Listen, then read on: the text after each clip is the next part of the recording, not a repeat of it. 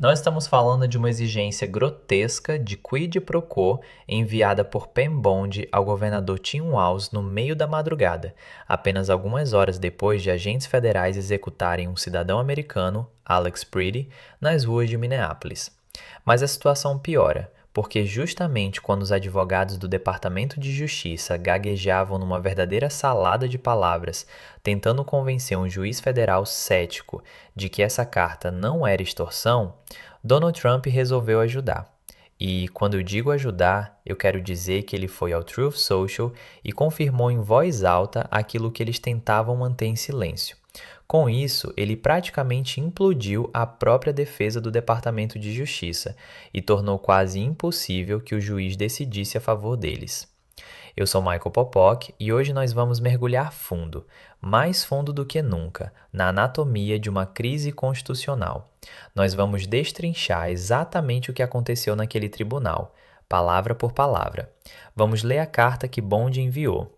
Vamos analisar a execução trágica de Alex Preety que desencadeou tudo isso. E vamos expor como o governo Trump está tentando trocar vidas humanas por cadastros eleitorais. Isso não é apenas advocacia ruim. Isso é a instrumentalização do governo federal para extorquir um Estado soberano. E a defesa do Departamento de Justiça simplesmente colapsou. Vamos direto ao ponto. Para entender o desastre jurídico que acabou de acontecer no tribunal, precisamos primeiro entender a tragédia que o provocou. Precisamos voltar a 24 de janeiro de 2026. Minneapolis estava sob cerco. Nós vimos as imagens. Vimos a presença militarizada de agentes federais, unidades da Patrulha de Fronteira e do ICE, que não têm absolutamente nenhum direito de patrulhar as ruas internas de uma cidade americana dessa forma, inundando as Twin Cities sob o pretexto de fiscalização migratória. Mas vamos chamar isso pelo nome que os moradores usam: uma ocupação. No sábado 24 de janeiro, Alex Preety, o enfermeiro de terapia intensiva de 37 anos do hospital da VA, um homem que dedicou a vida a salvar veteranos, estava nas ruas. Ele não era um vândalo, ele não era uma ameaça, ele era um observador legal. Ele estava ali para testemunhar, para garantir que os direitos constitucionais dos seus vizinhos não fossem atropelados por uma força federal abusiva. E por esse crime, pelo crime de testemunhar, ele foi executado. Relatos de testemunhas e vídeos que analisamos mostram Alex Preety parado, desarmado, segurando apenas um celular. Ele estava documentando a agressão de agentes federais contra outro civil. Em resposta, ele foi atingido com spray de pimenta, derrubado e morto a tiros. Um enfermeiro, um servidor público, um cidadão americano. A cidade de Minneapolis explodiu em luto e revolta. O governador Tim Walz, conhecido por sua postura equilibrada, ficou furioso.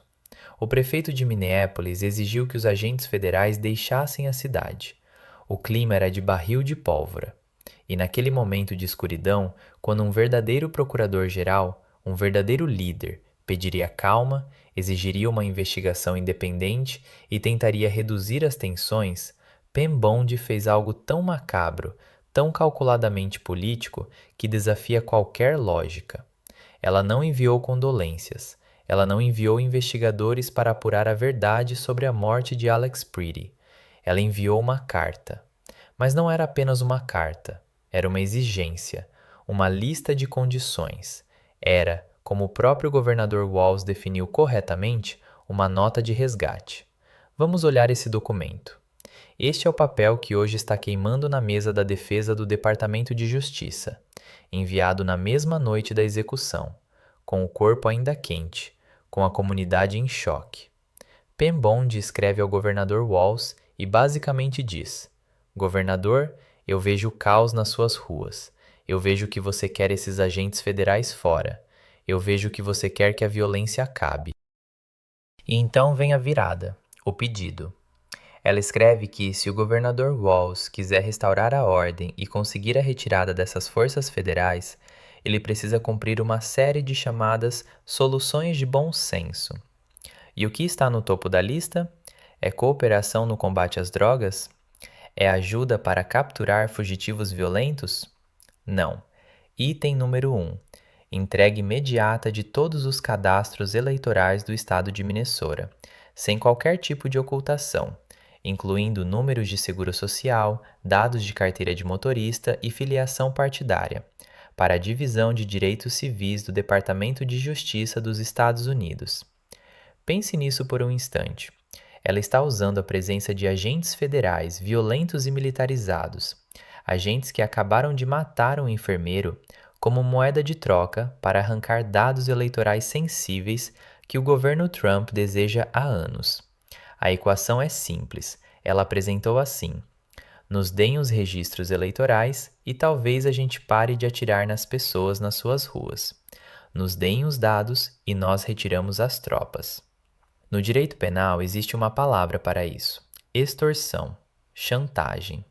Quando alguém diz, eu só paro de causar dor se você me entregar algo de valor ao qual eu não tenho direito legal, isso é crime. E quando a Procuradora-Geral dos Estados Unidos faz isso contra um governador em exercício, isso se torna uma crise constitucional da mais alta gravidade. O governador Walz não mediu palavras. Ele foi à televisão nacional e chamou isso pelo nome. Disse: isso é uma nota de resgate. Eles estão mantendo parte de Minnesota como refém para obter dados políticos. E ele está absolutamente certo. O Departamento de Justiça não tem direito inerente aos cadastros eleitorais estaduais. A 10ª emenda deixa isso claro. São os estados que administram as eleições. O governo federal não pode simplesmente confiscar registros estaduais porque quer montar um banco de dados mestre sob o pretexto de integridade eleitoral, o que todos nós sabemos que é código para expurgo de eleitores e intimidação. Então Walz se recusa. O estado de Minnesota processa o governo federal. Eles vão ao tribunal para obter uma liminar que interrompa essa ocupação federal e declare essa exigência ilegal. E é aí que chegamos à audiência. A audiência que aconteceu ontem. A audiência em que tudo desmoronou. Estamos no Tribunal Distrital Federal de Minnesota. O juiz Menendez preside o caso. E o juiz Menendez é um magistrado sério. Ela não é uma hackeadora partidária. Ela lê a lei. E leu a carta de Pam Bondi. O Departamento de Justiça envia uma equipe de advogados de DC, profissionais de carreira, provavelmente suando em seus ternos, porque sabem que foram enviados para uma missão suicida. O trabalho deles é convencer o juiz de que a carta não é aquilo que claramente diz. A audiência começa e o procurador-geral adjunto do estado de Minnesota abre a fala. Ele é inflamado. Diz: Meritíssimo, o governo federal está usando o pretexto da fiscalização migratória para aterrorizar nossa cidade. E eles vincularam explicitamente o fim desse terror a uma exigência política de dados eleitorais. Isso é inconstitucional. Coerção, violação da 10ª emenda, doutrina anti-commandeering. O juiz Menendez se volta para a mesa do DOJ. Ela olha por cima dos óculos. É possível sentir a temperatura da sala cair. Ela levanta a carta. Meritíssimo advogado, eu li a carta da General Bond. Parece que ela vincula a presença de ativos federais à entrega de dados do Estado. Pode me explicar por que isso não constitui um ultimato? E é aqui que o desastre começa. O advogado do DOJ se levanta, limpa a garganta e começa a despejar o que só pode ser descrito como um absurdo absoluto, uma verdadeira salada de palavras de primeira ordem. Meritíssimo, a carta da Procuradora-Geral era apenas aspiracional. Era uma lista de metas políticas concorrentes. Não era um quid pro quo. Simplesmente destacava áreas em que a cooperação entre Estado e Federal poderia melhorar o bem-estar geral. O juiz: melhorar o bem-estar geral? Advogado: sim, soluções de bom senso para acabar com o caos. O juiz: isso implica um vínculo causal. Se eles entregarem os dados, os agentes saem? Advogado do DOJ: bem, meritíssimo, decisões operacionais são complexas. Os dados são necessários para uma verificação independente de conformidade. Juiz: conformidade com o quê? Desde quando a Divisão de Direitos Civis do DOJ audita cadastros eleitorais estaduais sem uma acusação específica de violação? O advogado do DOJ congela. Ele sabe que está encurralado. Se admitir a verdade, que eles querem os dados para expurgar eleitores, perde. Se admitir que estão usando os tumultos como alavanca, admite extorsão. Então ele tenta a defesa bonde. Tenta distanciar a carta da realidade no chão. Meritíssimo. A carta era distinta das operações táticas. A procuradora-geral apenas expressava frustração. Juiz: frustração? Um homem está morto. Um enfermeiro está morto. E seu cliente, a procuradora-geral, expressa frustração pedindo números de carteiras de motorista? Como essas duas coisas se relacionam? Silêncio. Aquele silêncio foi o som do DOJ jogando pen-bond debaixo do ônibus, ao falhar em oferecer qualquer justificativa legal coerente, ao não citar nenhum estatuto que autorizasse essa exigência. Eles basicamente admitiram que a carta era pessoal, política e extralegal. Não puderam citar lei, porque não existe. Não puderam citar precedente, porque nunca aconteceu antes. Deixaram bonde totalmente exposta. Se a audiência tivesse terminado ali, já teria sido ruim o suficiente. O DOJ parecia incompetente. Bonde parecia uma extorsionista. Mas então, pim! Enquanto os advogados ainda estavam no tribunal, durante o intervalo, Donald Trump decidiu opinar. Lembre-se, toda a frágil defesa do DOJ se apoiava na ideia de que não havia vínculo entre a violência e a exigência de dados. Eles argumentavam que eram trilhas separadas, paralelas. Coincidência, diziam. Donald Trump, de seu clube de golfe, do salão oval ou seja lá onde estivesse, publica no Truth Social: Minnesota está fora de controle. Governador radical de esquerda, Walz, se recusa a limpar seus cadastros eleitorais, que estão cheios de ilegais e mortos. É por isso que estamos lá. Se ele quer seu estado de volta, deve entregar os cadastros. Chega de trapaça. Pam Bondi está 100% certa. Sem dados, sem paz. Sem dados, sem paz. Olhe essas 4 palavras. Os advogados do DOJ estavam no tribunal argumentando. Meritíssimo, não há quid pro quo. O presidente dos Estados Unidos acabou de tuitar: sem dados, sem paz. Isso é a definição de quid pro quo. Isso é uma ameaça.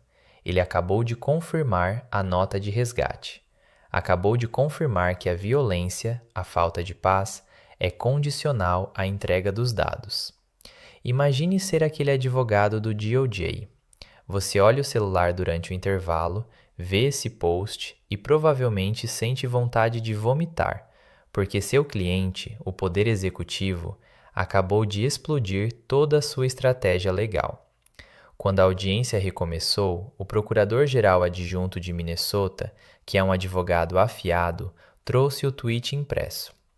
Meritíssimo, se havia qualquer ambiguidade sobre a intenção da carta da General Bond, o presidente acabou de esclarecer: sem dados, sem paz. Isso é uma confissão de extorsão. O juiz olha. O advogado do DOJ olha para os sapatos. Não há defesa para isso. Trump não apenas jogou o bonde debaixo do ônibus. Ele dirigiu o ônibus para um penhasco com todo mundo dentro. Ele rasgou a fachada de aplicação da lei e revelou o gangsterismo político cru por trás. Esse momento foi crucial. Mudou o cenário de abuso de poder para a má-fé. Os juízes dão muito espaço para o poder executivo em decisões de aplicação da lei, mas não dão espaço para a má-fé. Eles não dão espaço quando o presidente declara explicitamente que está usando o poder policial para punir um rival político por recusar uma exigência ilegal. Vamos colocar nosso chapéu de acadêmico jurídico por um momento. Por que isso é tão certo para Minnesota? Por que Popock está dizendo que o DOJ vai perder? Tudo se resume a três coisas: a doutrina anti-commandeering, a doutrina das condições inconstitucionais e a ação arbitrária e caprichosa. Primeiro, a doutrina anti-commandeering. A Suprema Corte decidiu, notavelmente em Prince versus United States e New York versus United States, que o governo federal não pode obrigar os estados a administrar programas regulatórios federais. Eles não podem forçar funcionários estaduais, como o governador ou secretário de estado, a cumprir as ordens do DOJ às custas do estado. Exigir a compilação e entrega dos cadastros eleitorais do Estado, que são propriedade estadual, é uma violação clássica de commandeering, se não houver uma lei federal exigindo isso. E aqui não há. Bond está citando a autoridade geral, que é um absurdo legal. Segundo, a doutrina das condições inconstitucionais. Mesmo que o governo tenha o direito de conceder um benefício, como assistência federal de aplicação da lei, ele não pode condicionar esse benefício à renúncia de um direito constitucional ou à realização de um ato ilegal. Aqui, o benefício é, na verdade, a remoção de um dano, os agentes federais. Eles dizem: nós vamos parar de violar sua soberania somente se você violar suas próprias leis de privacidade. Isso é coerção inconstitucional. Terceiro, ação arbitrária e caprichosa sob a Lei de Procedimentos Administrativos, APA. Ações de agência que não se baseiam em razão ou evidência são inválidas.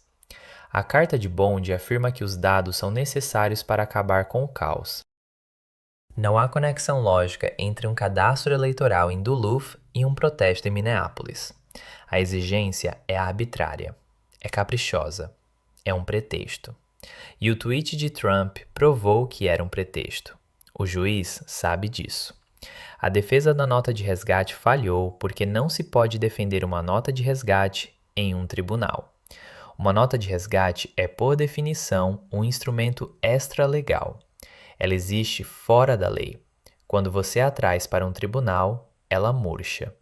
E foi exatamente isso que vimos. Os advogados do DOJ ofereceram uma salada de palavras porque não havia ingredientes legais disponíveis. Não podiam citar lei, então falaram sobre política. E onde isso deixa Pam Bondi?